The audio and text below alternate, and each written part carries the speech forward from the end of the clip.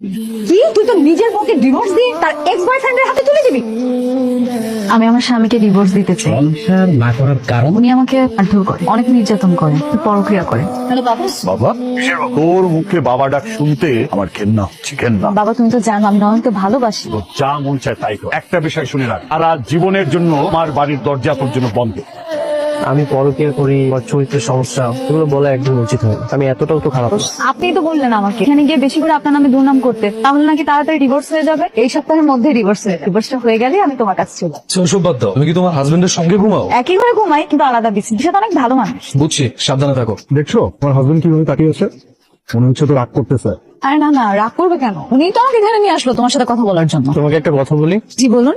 আমাদের ডিভোর্স হওয়ার আগ পর্যন্ত তুমি তোমার বয়ফ্রেন্ডের সাথে ধরাধরি খাইয়ে দেওয়া এগুলো করো।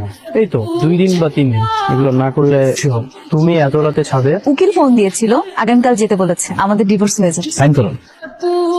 কি হলো, সাইন করেন? তুমি সবসময় ভালো থেকো, যদি কখনো কোনো প্রয়োজন হয় আমাকে জানিও। তোমার সামান্য উপকার করতে পারলেও আমার খুব ভালো লাগবে। উনি হচ্ছেন আমার বাবা। আসসালামু আলাইকুম। আসলে একটা অ্যাক্সিডেন্টের পর বাবা কিছু বলতেও পারে না, শুনতেও পারে না। তুমি, আমি আর বাবা, আমাদের ছোট্ট একটা সংসার। আমার জীবনে আমি অনেক মানুষ দেখেছি, কিন্তু তোর মতো মানুষ দেখিনি যে নিজের স্ত্রীকে অন্যের হাতে তুলে দিয়ে গর্ববোধ করে। কি হলো? হ্যাঁ আর একটু বাকি আছে, হয়ে যাচ্ছে। কি হলো বাবা? দেখে শুনে কাজ করতে পারো না? এমনিতে 1 ঘন্টার কাজ 3 ঘন্টা লাগে।